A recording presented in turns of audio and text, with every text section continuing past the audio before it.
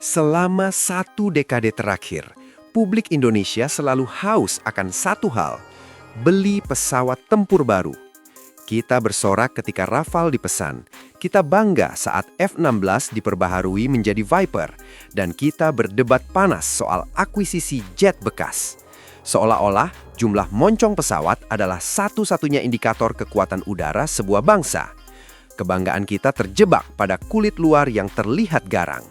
Namun, awal pekan ini, sebuah informasi dari pengamat pertahanan Prancis, Pierre Avgard, melemparkan sebuah bom informasi yang luput dari sorotan media arus utama. Indonesia dilaporkan telah memilih 24 unit Pilatus PC-21NG, sebuah pesawat turboprop alias pesawat baling-baling sebagai tulang punggung baru pendidikan penerbangnya. Mungkin Anda kecewa, kenapa beli pesawat baling-baling lagi? Mana jet tempur siluman kita?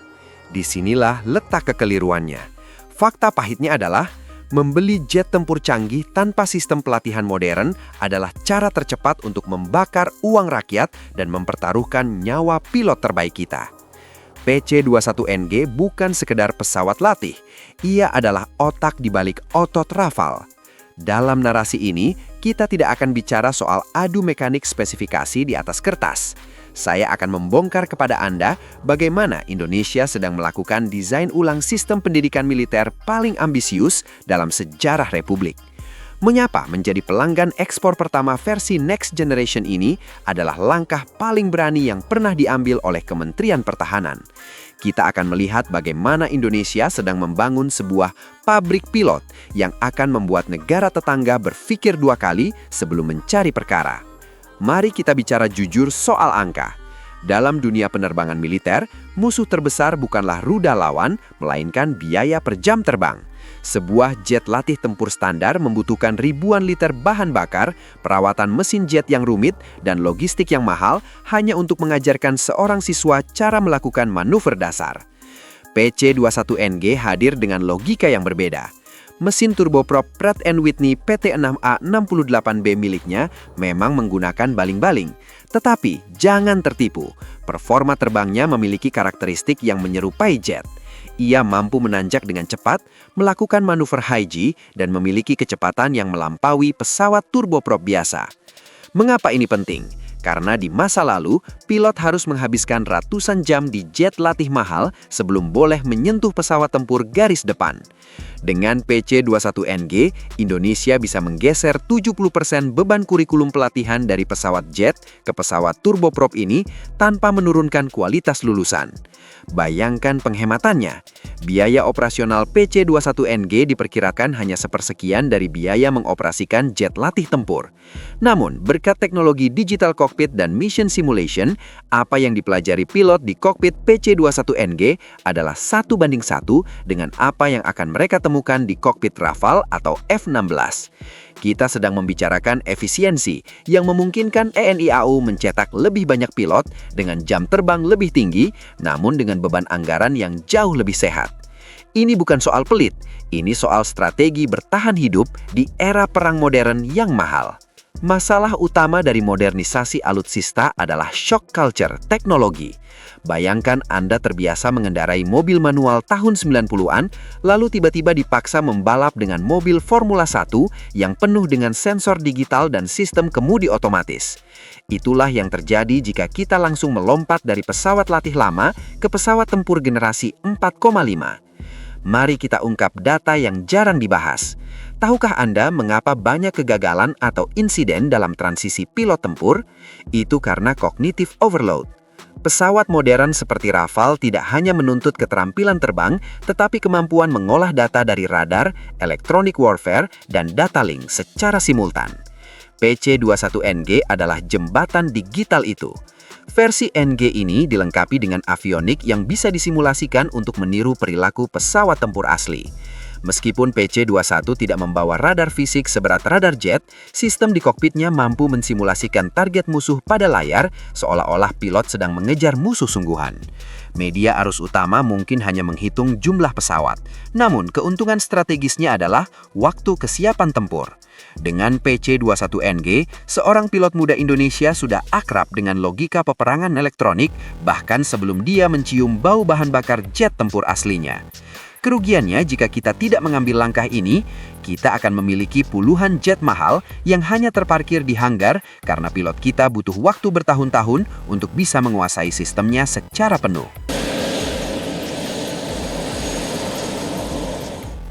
Pembelian 24 unit PC-21NG ini tidak berdiri sendiri dalam ruang hampa.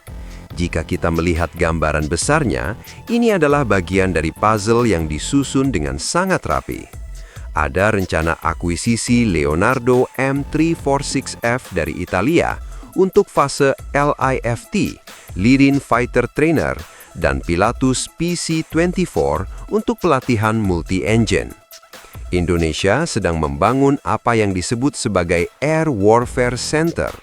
Ini adalah konsep di mana pendidikan pilot tidak lagi linier, melainkan berbentuk ekosistem.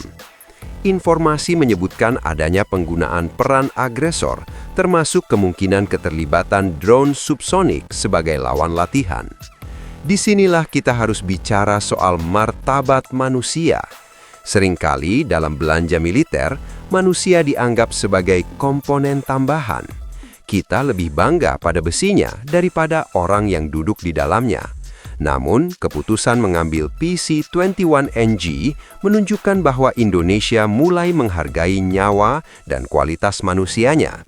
Membangun sistem pelatihan yang realistis berarti meminimalisir risiko kecelakaan akibat kesalahan manusia, human error. Ini adalah bentuk tanggung jawab moral negara kepada orang tua para pilot, bahwa putra-putri terbaik mereka diberikan alat latihan terbaik yang ada di dunia sebelum dikirim ke medan laga. Martabat sebuah angkatan udara tidak dilihat dari seberapa banyak pesawat yang mereka pamerkan di parade, tapi dari seberapa siap dan profesional setiap individu di dalamnya. Namun, apakah jalan ini akan mulus? Tentu tidak. Tantangan terbesarnya adalah interoperabilitas. Bisakah sistem simulasi Pilatus, Swiss, berbicara dengan sistem Leonardo, Italia, dan akhirnya tersambung ke sistem tempur Dassault, Prancis? Jika pemerintah gagal menyelaraskan data link dan kurikulum ini, maka kita hanya akan memiliki sekumpulan pesawat mahal yang bekerja sendiri-sendiri. Sinergi ini adalah ujian sesungguhnya bagi birokrasi pertahanan kita. Langkah Indonesia menjadi pelanggan ekspor pertama PC-21NG adalah sebuah pernyataan posisi di kancah global. Kita tidak lagi mau sekedar membeli barang sisa atau teknologi usang. Kita ingin berada di garis depan sejak dari tahap pendidikan. Visi besar ini berkaitan dengan tahun 2045. Indonesia diprediksi akan menjadi salah satu kekuatan ekonomi dunia. Kekuatan ekonomi tanpa otot militer yang cerdas adalah resep menuju bencana. Dengan membangun sistem pendidikan pilot yang mandiri dan modern melalui PC-21NG dan M346F, Indonesia sedang memastikan bahwa kedaulatan udaranya tidak lagi bergantung pada belas kasihan pelatihan negara lain. Kita sedang membangun kemandirian intelektual militer. Dalam 10 tahun ke depan, jangan terkejut jika Indonesia akan menjadi pusat pelatihan pilot tempur regional. Negara-negara tetangga mungkin akan mengirimkan pilot mereka untuk berlatih di Advanced Training Hub milik kita. Mengapa?